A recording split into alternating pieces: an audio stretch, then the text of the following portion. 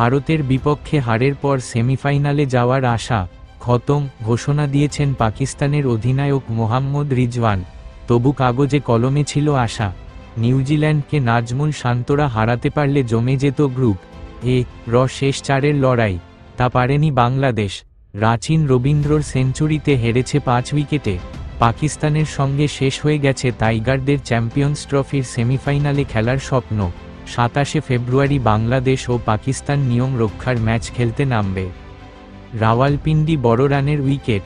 New Zealand অধিনায়ক Mitchell Santner ও Bangladesh coach Phil Simmons match পূর্ব সংবাদ সম্মেলনে এ বিষয়ে একমত হয়েছিলেন, কিন্তু বাংলাদেশ ভালো ব্যাটিং করতে পারেনি।